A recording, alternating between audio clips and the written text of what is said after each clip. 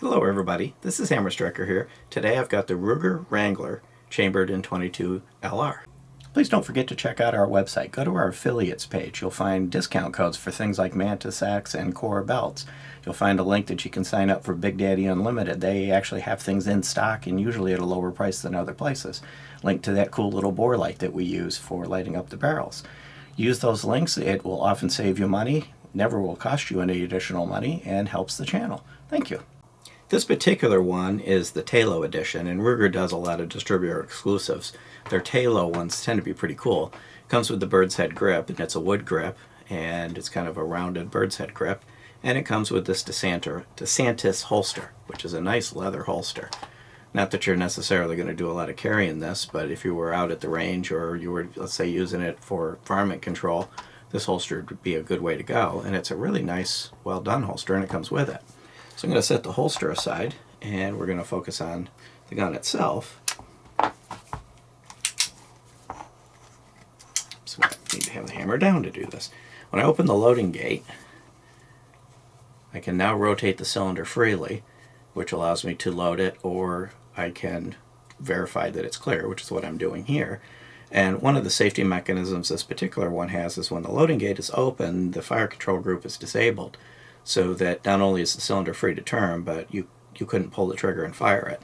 It also has a transfer bar safety. So I'm going to get the cylinder back in position, cock it, and you'll see that bar there. And if I turn it this way, you see the notch in the hammer. And basically, unless that bar is up, this notch will prevent the hammer from hitting the firing pin. So right now the bar is up, so if the hammer were to fall, it would hit. But as the hammer fell, it would bring the trigger forward and drop the bar. So if the hammer fell without me touching the trigger, by the time the hammer got there, that bar would be out of the way. If I hold the trigger, that bar will stay up, the hammer falls, and it fires. So that's kind of how the transfer bar works. Now this is a 22 rimfire, so I'm not going to just pull the trigger without putting some snap caps in it, which I'll do later in the video. Overall, this is another entry into what's become a little crowded area of the single action style, loading gate style revolvers. Now this one is actually a loading gate, as you see. Some of the others, like the Diamondback we reviewed recently, has the look and feel and operation of something like this, but it's actually a swing out cylinder, so that you can load it like a conventional revolver. This one is sticking with that whole single action design with the loading gate. From a sights perspective, like most of these right now, the sights are not impressive. It's a gutter and a notch, and when you're at the range and you're trying to find that sight, it tends to disappear. You almost find yourself looking for a spot on the target that is brighter colored, getting them lined up, and then kind of moving the package to the target. So they're not easy sights to use. Most of the revolvers that are coming out with this particular pattern are similar to that. I'd like to actually see somebody do really nice sights on one of these, because it'd make them a lot more fun. These are relatively inexpensive. In the 300 territory, this is one of the more expensive variants. If you go to one of the more mainstream ones, just the regular gunslinger grip, no holster, not a distributor exclusive, they're under $250. So it's not an expensive revolver, and it definitely is a good range day plinker. They're well constructed, which is typical of Ruger. This one is the Cobalt Blue Cerakote, but it really doesn't look blue. It looks gray or bordering on black, but it's real nice. It's got a nice matte finish, kind of almost like a hammer finish, and it's just well done, which again is typical of Ruger. Rugers generally are well done, nice, well machined, and everything is just done like it should be. The grips are wood grips. This grip frame is based on the single 6, and so it has roughly the same curves and everything, but of course this one is bobbed, being that it's a Birdshead grip versus the gunslinger grip. Now one thing I found is this grip is comfortable, it's nice to hold, but with larger hands it actually can be a little difficult to hold it perfectly at the range. Now there's no recoil on this thing, so it's not like it's twisting and flipping out of your hands, but the gunslinger grip with the flare, it's a little bit longer and it's kind of flares a little bit at the bottom. It's a little easier to hold on to.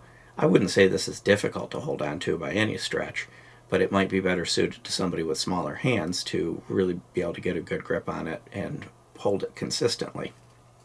I found it comfortable to shoot at the range, fun to shoot at the range, and I'm going to go ahead and put some snap caps in it so you can see what the trigger is like. So these are snap caps. They're inert dummy rounds. You see there's no primer. There's actually a hole in the bottom. And these are designed to protect the firing pin during dry fire, because rimfire can, in many cases, be damaged by dry firing it. So I'm going to protect the firing pin. Now, it's going to take me a second to get this accomplished, because you got to line everything up and you do them one at a time. So reloading one of these single actions is not a efficient process by any stretch of the imagination, but at one point in time this was still a step up from having to charge it with powder and go from there. So it is a single action, so it has to be cocked. Put my finger on the trigger, starting to put pressure on it, and it's a super short, light, crisp break. Now, from a reset perspective, of course, it's a single action, so you have to cock it, and then, of course, the trigger is going to be consistent. It's a really short, nice, light trigger. Really easy to fire the trigger and stay on target. It's harder to find the target than it is to stay on the target. And it's, with the design of this, it's easy to thumb it with one hand, break it, pull your finger out. I set my finger on the frame because that gives me a way to keep it from twisting. And I can kind of consistently just thumb and drop it relatively easily. I like the trigger. That's one thing that they did do well. Drop it one more time. And now this doesn't have a rebounding hammer, quarter cock position, and various settings that most of them do. It's got two settings, hammer down and hammer back. But with the transfer bar, those other things that you look at are safety mechanisms. This just uses a different safety mechanism. So the fact that this doesn't have those extra hammer positions does not mean it's unsafe. You could carry this with the hammer down on a live round, and that transfer bar is going to protect you from any unpleasantries. A few of the other specifications: it's 9.25 inches front to back. It's not a small gun from a length perspective, but that's not the point of this. Revolvers tend to be a little bit on the longer side. It has a 3.75 inch barrel. There are other barrel lengths available, and it weighs about 30 ounces. The only other thing, of course, you're going to want to be able to do with this is once you've fired, you're going to want to unload it. What you do is you open the loading gate, line the cylinder up, and there's a mechanism right here. And you push this, and sometimes you have to twist it to get it lined up with the cylinder. I have a little hard time doing it because I'm trying to turn it to show on the camera. But you've got it, there you go. You got to have it up near the top. So almost not centered, but up near the top. And that's not a big deal. I'll rotate it and do the next one. Once you learn that, you can do it pretty efficiently. And that piston that I'm using to do it is captive, so it's going to stay there. Now, disassembly on this is relatively easy. You open the loading gate, you push this piston here, right there with the finger, and then you pull this out.